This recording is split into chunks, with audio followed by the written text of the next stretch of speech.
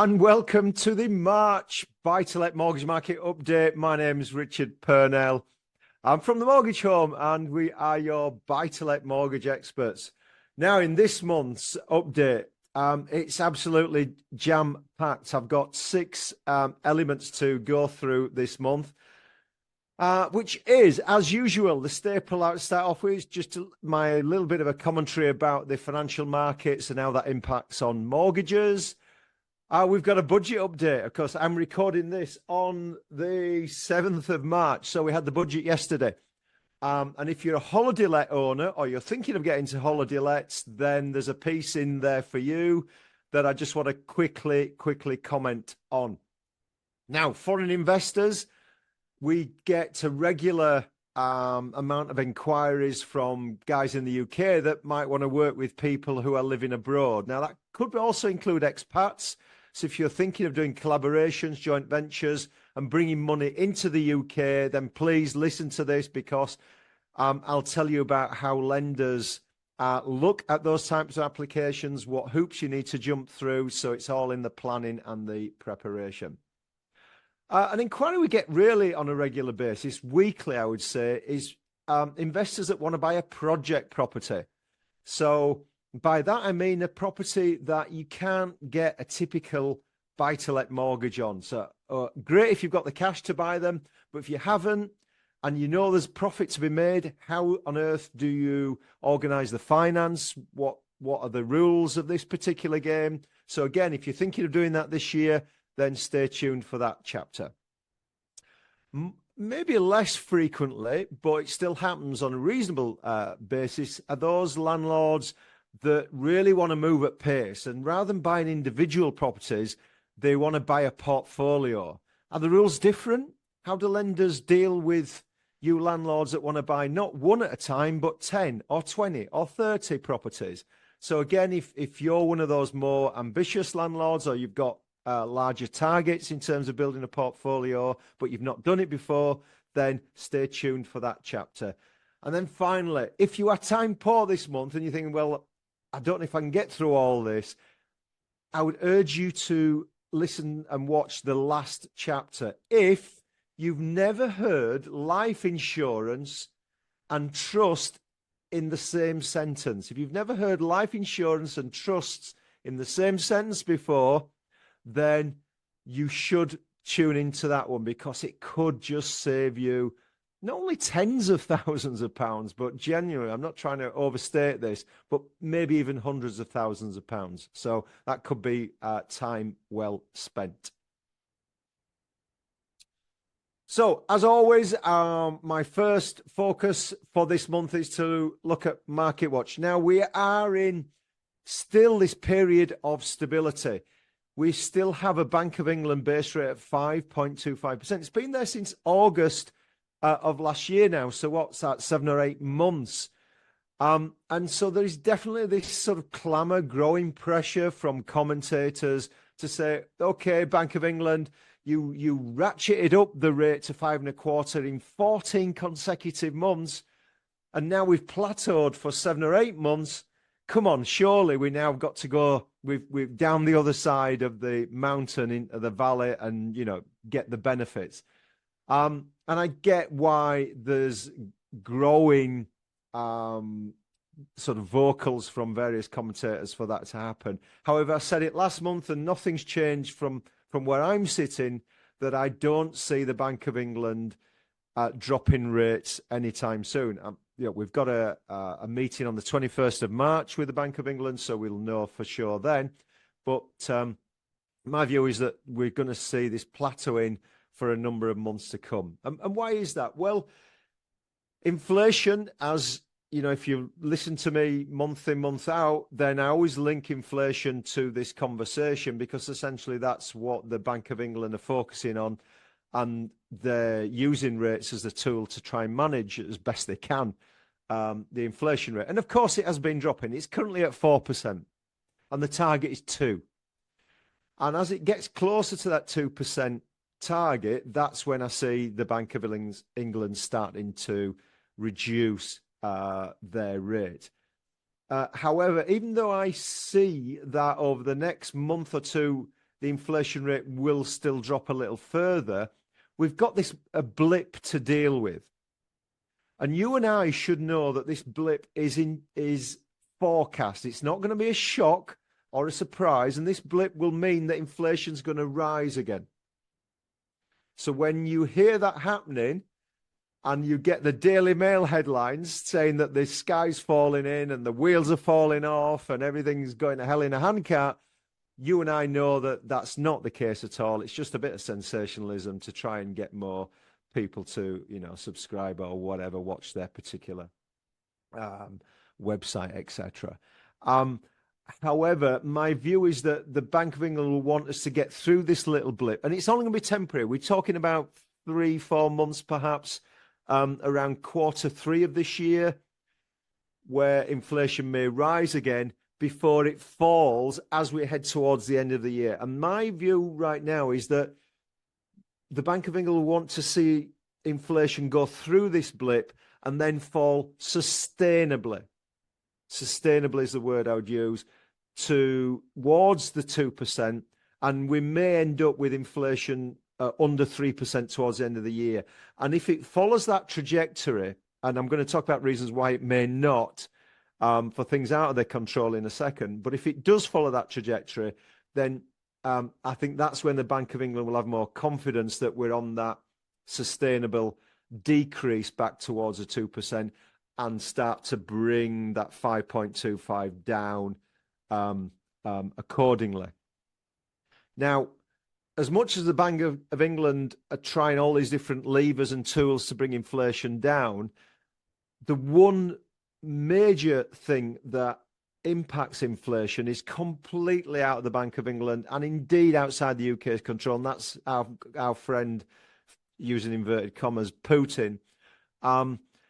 And what Russia are doing in terms of trying to destabilize the sort of Western world with food prices, with energy restrictions, and of course the ongoing Russian-Ukraine war. These are such a major factor. In fact, Andrew Bailey, who's the governor of the Bank of England, has actually now gone on record saying that the Russian shock, as they call it, so they've even given it a name now, the Russian shock, is the largest single contributing factor to what's happening with UK inflation. So therefore, it's, from that point of view, it's completely out of our control. It'll be what it'll be in the short term. However, notwithstanding that there's no major surprises on that front, more than that we're knowing already, then hopefully inflation will start to drop after this blip later on this year. And therefore, from a mortgage rate point of view, we'll start to see mortgage rates coming down. Now, mortgage rates might actually start to drop. Now, I'm talking about secondary lenders here. I've talked in February and in January about the reduction of buy-to-let and indeed residential rates from the major banks and building societies. So I'm separating that, put those to one side, because usually our larger landlords are not going to the high street anyway. We're going to the secondary lenders. And if you're in limited company mortgages, then you're also going to secondary lenders. So it's that category of lender I'm talking about, that they should be able to start to drop rates towards the back end of the year as well, at the same time, if not slightly before the Bank of England start to drop interest rates, because if confidence is there, as reflected in swap rates, I won't talk about that too much today, then as we start to see swap rates dropping, then that's when the mortgage rates will start to come down. And so, again, I'll keep you abreast of that as we go on this year. So the takeaway message on this point is that if you get your mortgages from the secondary lenders, do not sit on your hands. Don't sit on your fence expecting major cuts in mortgage rates from the secondary lender market. We're not going to see them. So do make your decision. If you're about to go onto SVR and thinking, should I wait because interest rates might drop soon, because the Bank of England might be dropping rates soon, I genuinely don't see that happening. If I were you, I would be making those decisions and jumping onto the next deal right now, because I don't see drop in mortgage rates, not significant drops until quarter 3, quarter 4 of 2024. Right, in this piece, I want to talk about the spring budget. Now, as I said, we're recording this on the 7th of March, so the budget was yesterday. And so hurriedly, I've added this extra piece in because there was one piece about holiday lets that I want to talk about. Now, it's bad news, but nevertheless, we just want to acknowledge it and give my 2 pence on it. As we're trying to make sense of what this scrapping of a tax allowance that's only affects sort of holiday let owners or even sort of service accommodation owners. So if you are thinking of being a holiday let or SA, service accommodation owner, or you already have some, then you may be aware of something called capital allowances. If not, you're going to say, well, I don't particularly care about this anyway. I wasn't aware. It wasn't on my radar. But for a lot of holiday let owners, they'll be aware of something called capital allowances, and it's been a fantastic loophole there. We can claim these additional allowances that massively reduces the profit from our holiday let revenues. And Jeremy Hunt yesterday decided that this, I'm going to call it a loophole, was going to be scrapped in April 2025. So right now, there's no need to panic. We've got another year. You've got another tax return to do where you could still be claiming that.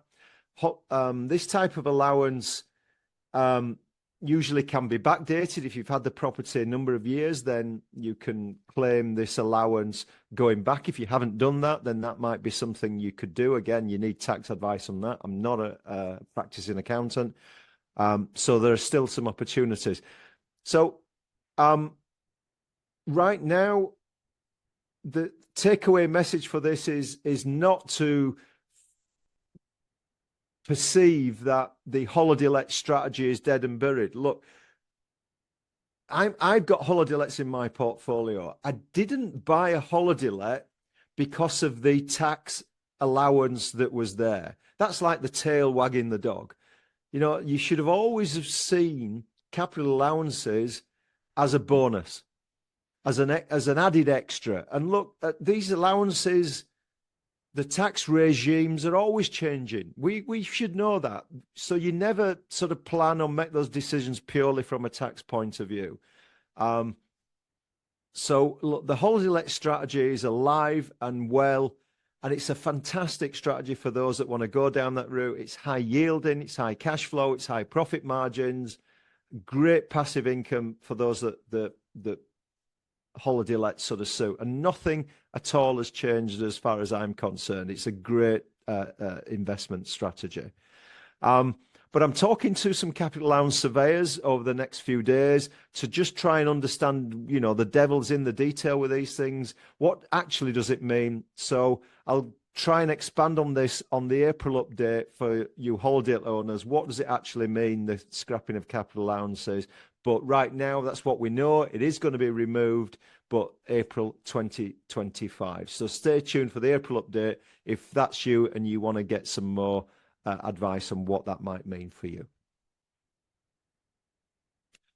Okay, in this piece, I want to talk about working with foreign investors. What do I mean by that? Well, there's a lot of collaborations go on with our landlords where they're working on a joint venture basis with another individual who may have money and bring that into the party to buy properties. Now, what if that other individual, that third party, doesn't live in the UK? Now, that might be an expat, but it could be someone that's never, ever stepped foot in the UK. And that's what I mean by a foreign investor. Someone that lives abroad, but is happy to use their own funds in the UK to buy UK property, usually with someone that's living in the UK, but not necessarily. It might be just someone that is a foreign investor on their own. But like I say, the more common scenario is someone that is living in the UK that can be the eyes and ears with the foreign investor as well to maybe organise the sort of purchases, but the money's coming in from abroad. Well, things to think about. What are lenders looking at that they would find attractive or indeed otherwise? Well, one thing I've said on here is, well, what country does that foreign investor live in? Because see, lenders have got a list, and that list is pretty generic across the board. It's not unique to each lender. So the list is pretty much the same whichever lender you talk to, whereby they have low, medium, and high-risk countries. So if your foreign investor happens to live in a high-risk country, then you're unlikely to get this joint venture off the ground. And the high-risk country will be more, it will be not about the individual, it's about the regime, it's about the government, it's about the amount of corruption that goes on in those countries. And these are assessed and given a marker from AAA to AA to B to C ratings, right down to essentially junk countries. And so understanding that list, and obviously it can be ascertained really quickly whether lenders will find that country, put that country in a high risk or low risk, and whether you're worth spending your time collaborating with people that are in these particular countries. So understanding that is really important. In terms of the due diligence that can be done by lenders, as you can imagine, if you've got someone that lives in another country that's going to be a party to the mortgage, and they're highly likely to be a party, they can't just bring the money into the country to give to you and you then go ahead and buy the property in your sole name.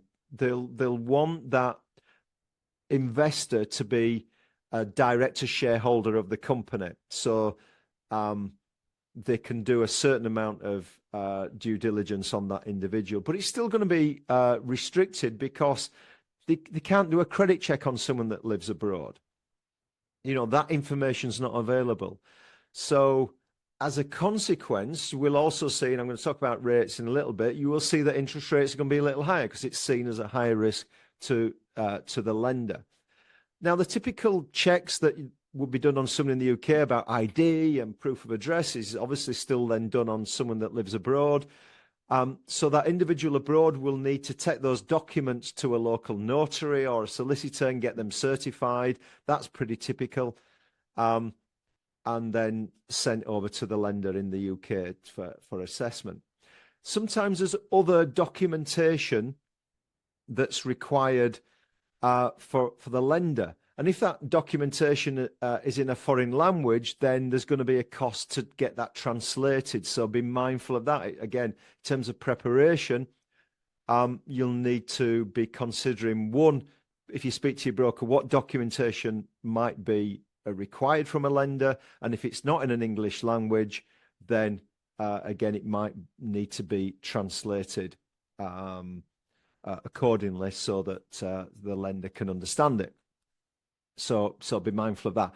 Probably in my experience, one of the biggest areas that goes under the microscope is actually the source of funds. Where have the funds come from? What's the story that's been given for the source of the deposit and the investment coming into the UK? How did that foreign investor get that money in the first place?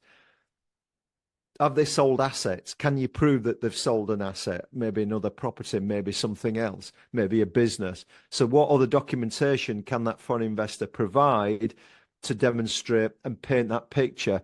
And again, the lender's looking for plausibility. Does it look plausible? Does it look realistic that this foreign investor will have done what they're saying they've done to generate this pot of money that's now going to be used for deposits?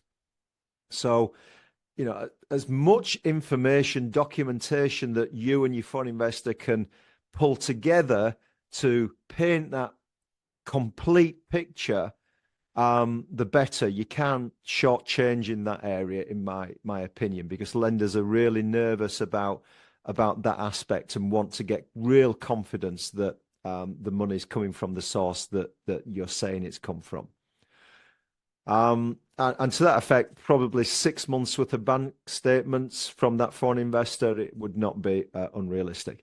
Now, how does this all translate? If I'm saying, there's a high risk to the lender because there's a lack of information. They don't know, they can't do as much checks and balances on a foreign investor that they can do on you and I. Well, you might be pleasantly surprised. When I looked in the last few days, you could probably get rates starting around 6%. And it's only, 6 months ago, we'd be saying 6, 7% for UK landlords. Okay, those rates have now dropped again. But to get rates of 6 to 7%, if you're working with a foreign investor, would not be shabby at all. So that's the sort of rates we're looking at. And you can get to 75% loan to value. You can get interest only, just like a typical UK buy-to-let mortgage. So in that respect, it's very, very similar. There's parallels to just getting a mortgage as if it were you and I getting it on our own. So no other real sort of restrictions from that point of view. Just possibly a 1% increase on the rate to cover the risk of the lender. In terms of property types, again, no restrictions. So, if you and your foreign investor or your expat are looking to buy HMOs, buy long-term buy-to-lets, buy holiday lets, buy service accommodation, buy multi-unit freehold blocks, all those different types of investment property, then, lenders will have appetite to lend to you on that basis. So that's good news. So the takeaway message really for me is, speak to your broker as soon as possible. It was only yesterday, for example, I had a Zoom call with someone in the UK and someone in Hong Kong. So we had that three-way conversation. The money's coming in from Hong Kong. And we were talking through what the requirements are likely to be, what the chap in Hong Kong needs to provide in terms of documentation to get their ducks lined up. Interestingly, they jumped the gun a little bit, and they'd already set up a limited company before speaking to the brokers. And they thought it would be a great idea for the son of the person in Hong Kong to be a shareholder director of that mortgage. Now, that son is 18 years old, and usually lenders want a minimum age of 21. So already we're going to have to unpick and amend the structure before we can move forward. So there's one real good example of speak to your broker before you start to put these things in place. Don't make those assumptions, otherwise we might have to undo it. And of course that causes delays. It might, of course then cause further time and indeed maybe more expense involved to make sure that everything is set up correctly. So speak to your broker. So, we're more than happy to have those Zoom calls with the foreign investor. So we've got that three-way conversation to make sure that your planning and preparation is methodical. You've got everything lined up before you start putting in the time and effort to start sourcing those properties. So if you're looking to do that this year and you want to have a chat with us to understand what needs to be prepared, then there'll be a link below the video. Just click on it, book some time in with the team, and we're more than happy to share our view on the sort of information that you need, or maybe set up that three-way meeting, as I said. Okay. We get a lot of requests from our investors about buying a project property. Now, what's a project property, I hear you say? Well, it's essentially a property that you cannot get with a traditional buy-to-let mortgage because of its condition. It's not lettable at the point of purchase. Now, look, if you've got deep pockets and you can buy the whole thing cash and you've also got the cash to renovate it, you don't need to listen to this. That's not for you. But if, like most of us, we're a little short of cash or we're cash limited, we're going to need some sort of finance to be able to buy the thing. Now, these sorts of finance for a project they're not new. They've been around for 20 years. However, what I am seeing that is new is that there's more competition coming into this market. And when there's more competition, you get more innovation. And so I want to just share with you some of the things that are going on between the lenders and what typically you might be able to achieve with project properties. So hopefully it gives you a lot of confidence to maybe look at this type of strategy, if that suits you. So first of all, financing the purchase. if you've got a property that's in a distressed state, whatever that might be, I'll give you some examples. We've got properties that literally at one end of the spectrum just need cosmetic work. So nothing more than maybe upgrading the kitchen, doing the decorating, changing the carpets. That's maybe at one end. But also you get then, as you move along the spectrum, you get more significant works. Now that might be you're going to convert the basement or the attic into habitable spaces. You're going to be ripping up the internals to create more bedroom or living space. It might be you actually want to put an extension on the side of the property. It might be that you're buying something that's currently commercial and you've got permission to convert that into residential. And by residential, I do mean an investment property. So these are now more meatier, significant projects. And you can still get finance to allow you to buy these properties, usually up to about 70%. So a little bit less than your typical buy-to-let of 75%. So you got to put in a little bit more deposit, but still you're getting 70% of the purchase price that's financed. But on top of that, notwithstanding the projects that I've just described, some of these lenders will finance 100% of the refurb or the renovation or the conversion costs. So again, if you're cash strapped, then lenders will look to finance the whole of the conversion. And I guess if that's an extension, you might be talking 30, 40, 50,000 pounds, maybe even more, for these types of projects. So if you can get that financed, then obviously that makes the whole project more viable to you. Now, once you've got through the renovation stage, then what are you going to do at the end? Now, if you're going to sell the property, that's obviously fine, and you're going to pay back the finance at the start. But most of our landlords want to keep the property at the end. So you're going to refinance into a long-term buy-to-let. And with these types of finance, lenders are not lost on the fact that they don't really want to lose that customer. So they will offer two pieces of finance. You've got the short-term finance to allow you to buy and do the renovations. And then you've got the long-term finance that you're going to put the property into once it's the conversion's finished, once the value has increased. So we'll get some lenders that will give you two mortgage offers. So you get your offer on the purchase, and they're going to say, and also here's the offer, and it's in advance of doing the work. So you, as a landlord and an investor, you're getting that confidence, you're getting the certainty that you've got your finance all lined up. Because the last thing you want is to get stuck in step one, which is a form of bridging finance. Now, I'm going to come back to, some people will react when I use the word bridging, that's an expensive form of finance. But look, if you're doing the maths, you're doing the homework, and you factor in the cost of the short-term finance to allow you to purchase the property and do the renovations, and you know that you're going to make, let's say, a £20,000 profit from doing the conversion into the finished article, whatever that be, and then you're going to put it into long-term buy-to-let. How many of those projects do you want to do if you're going to make 20k of profit and from a few months worth of effort? Well, for me, I'd do as many as I could get my hands on.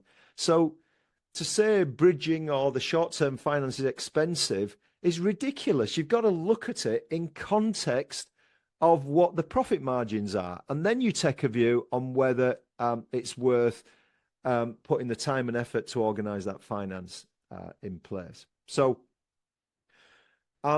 if you're looking to do some sort of project property, then again, speak to your brokers before you put the offer in, because you want to be doing the maths, like I've said, about what are the costs of finance for the short-term finance.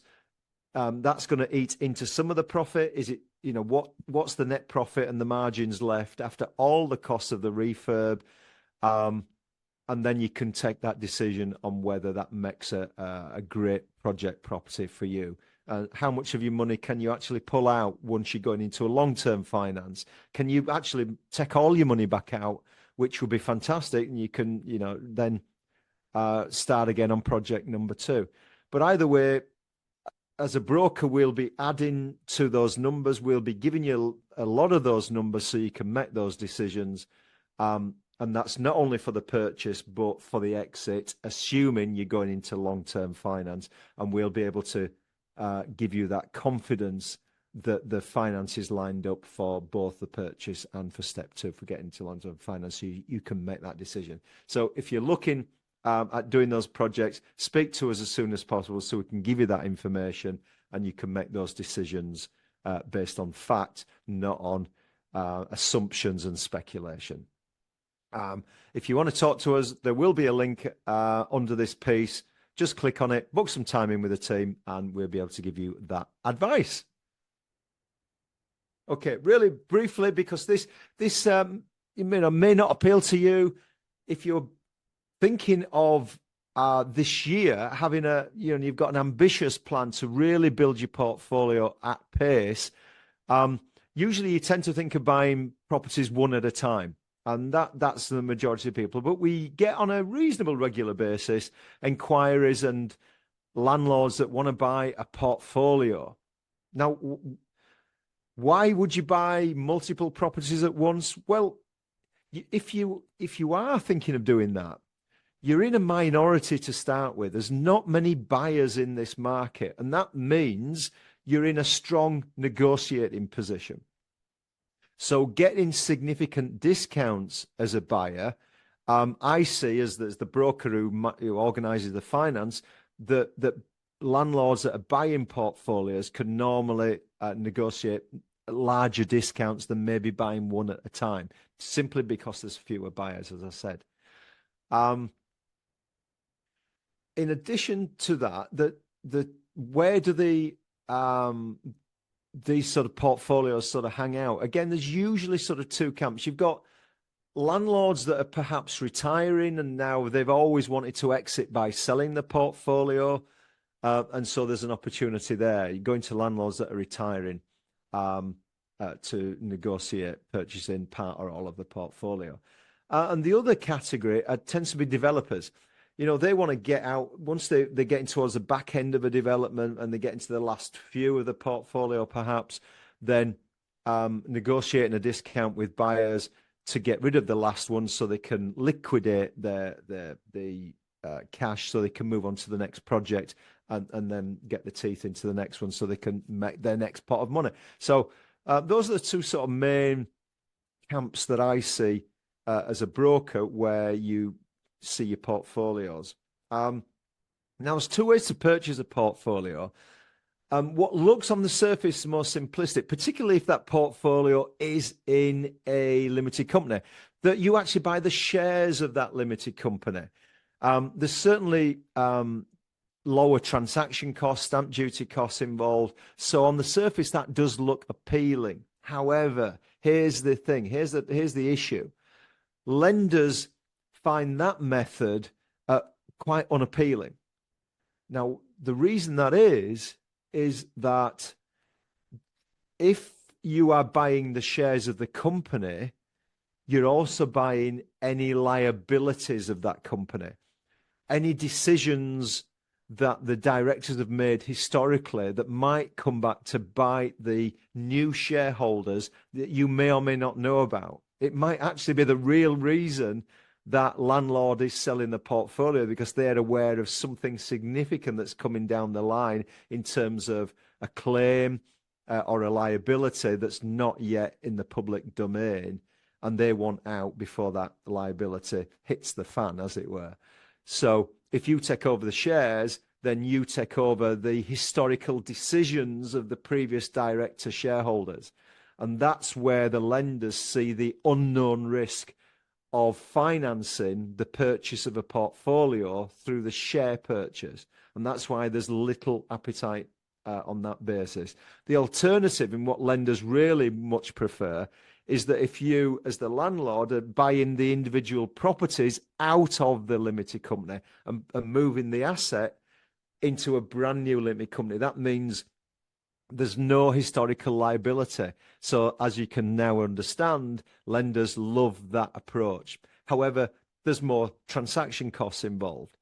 But that just means, from your point of view, that's stronger negotiation. If there's more costs involved, then you want a bigger discount to counter those transaction costs. And that's what our landlords do. And if they can, then, if you can negotiate significant discounts, it might be that can be used as part of the deposit. So obviously one of the downsides, or one of the prohibitive factors of buying a portfolio, is, well, I've got to get a bigger chunk of money for the deposits, and I can't raise that finance to that pace to buy a portfolio. Well, you might be surprised. We work with landlords who once you've got the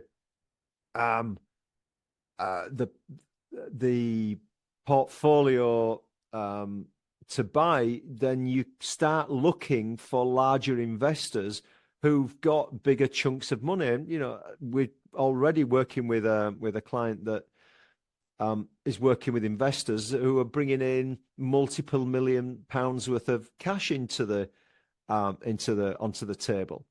And therefore, as brokers, we can organise the mortgages for £5 to £10 million worth of finance to facilitate the purchase of a significant 20 or 30 strong portfolio. Something else that I've seen on this basis is that landlords, if they've not done this before, need the confidence that there's going to be lenders that are going to lend £5 to £10 million, and landlords are continually surprised at the fact that there's lenders out there that lend and back them to that sort of tune. And again, we may split that across multiple lenders. And again, if you are interested in understanding how this might work a little more, then we'd talk offline about that. Just book some time in with a team, and we talk about how, rather than having all your eggs in one basket, we can bring in 2, 3, 4 different lenders to finance the purchase, which can be better for you. It's certainly better for the lender. And then it's, the good news is it's going to get you into and accelerate your portfolio journey if you can get 10 or 20 properties rather than one at a time. So if that excites you and you want to know more about how you might build a portfolio at a quicker pace, then book some time in with the team, and we'll be delighted to share a little bit more of an insight into how that happens. Okay, so on this section, I want to talk about life insurance and putting it in a trust. If you've never heard the phrase life insurance and trust in the same sentence before, then please don't switch off. Listen to this next 5 minutes, because it could save you tens, if not hundreds of thousands of pounds. Really don't want to overstate how significant this might be for you if you've not come across it. Now, why would you get life insurance in the first place? Just as a little bit of context, look, we all have life insurance usually to pay off the mortgage. But you might also get life insurance in addition to that to give a lump sum to the family. So they've got a pot of money when you're not here to replace income, to cover lifestyle expenses while the kids are still at home and dependent on you. You've got those extra outgoings. It might be, as a landlord, that your family may not be that interested in continuing with the portfolio, so want to clear the mortgages, for example. So they've just got those properties debt-free and they can retain more of the profit. There's certainly an argument against that because of, there's impacts on future inheritance tax. However, it might be that the family want to continue building the portfolio and continue what you've started. So life insurance gives a pot of money to allow for more deposits to, like I say, continue building. So there's lots of reasons why we put life insurance in place. But here's the rub. if you've never put that in a trust, then let me just paint a scenario to give you an example. Let's assume that you've just fallen under a bus and therefore your executors are now pooling together your estate. And that equals £1 million worth of net asset. And you might think, oh, £1 million, that's a lot of money. But it really isn't, because included in that is your domestic dwelling, your home. Then you've got the net asset of the portfolio. You may have other savings, other investments. You could easily get over £1 million. And I'm saying £1 million because that tends to be, again, without getting into detail and without this being seen as advice, that might be the threshold at which you start, or your estate is liable for inheritance tax. It could be £1 million. Now, if you've got a life insurance policy, and let's say that was for £500,000, and so your executors are now wanting to put a claim in, and the insurance company pay out £500,000 on top of the million that's already been pooled. Well, now we've got £1.5 million of estate value. So that extra £500,000 is going to be liable for inheritance tax. Now, the IHT rate is 40%. So of that £500,000 that you originally thought was going to go to your next generation and to your kids or whoever your beneficiaries are, 40% of that is going to go to the Treasury, to HMRC. That's £200,000 of your £500,000 your family are not going to see, simply because it's not in a trust. Because that's what trusts do. It's essentially a wrapper, a legal document that surrounds your life insurance policy, and it takes it out of your estate, because what it means is that the life insurance policy does not belong to you. It belongs to the trust. Therefore, when it's claimed upon, the money is not part of your estate anymore. So it sidesteps the estate. Therefore, in my scenario I mentioned a little earlier, where you had £1 million worth of asset with the home, with the portfolio, with any other savings, the life insurance does not add to that value. It's completely separate. So you're not now dragged into any inheritance tax liability.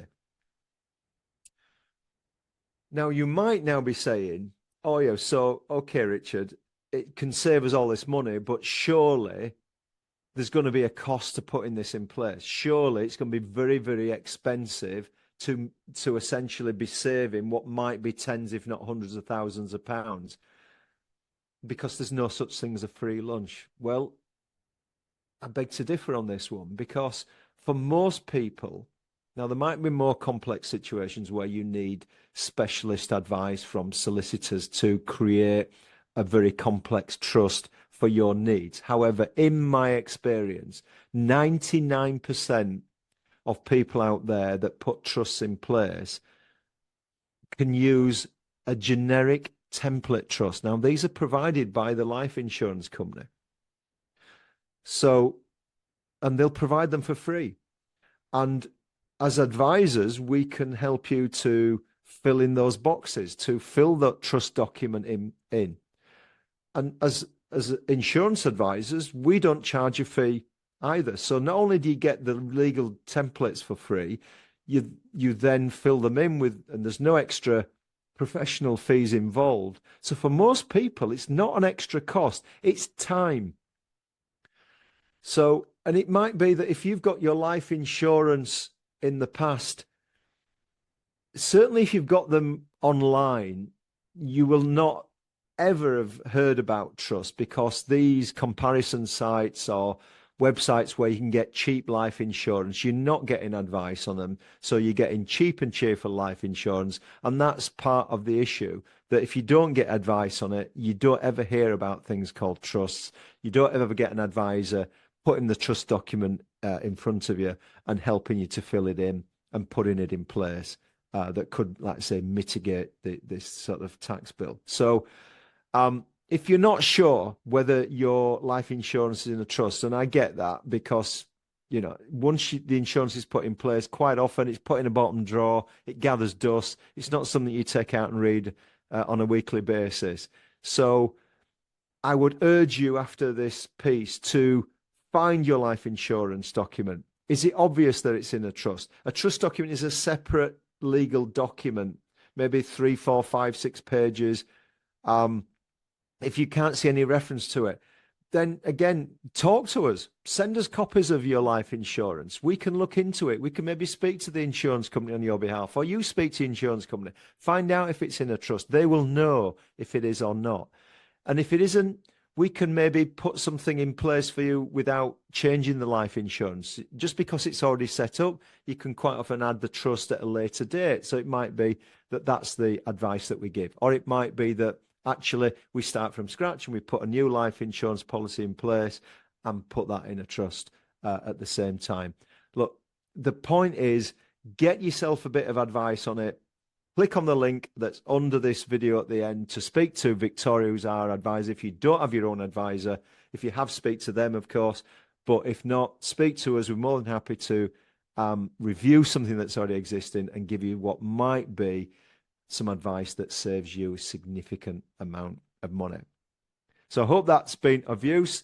If you want to take a screenshot of our link, you can do for future use. However, it also, as I said, should be under this video if you want to click on it right now and book some time in with the team about anything that we've talked about this month that resonates with you. Then we'd be delighted to help, give you our advice, and put you in a more informed position. Finally, this is the breadth of services that we do offer. If there's something that you want to chat about, covering all these various areas, then we'd be delighted to advise you, point you in the right direction, give you a little bit of sort of feedback on your scenario to help you improve your situation, build your portfolio, make it a little bit healthier, and get you to those property goals. We'd be delighted to be a small part of the team that helps you along the way. Thank you so much for listening and watching to this month's update. Have a great month, and we will see you on the next update.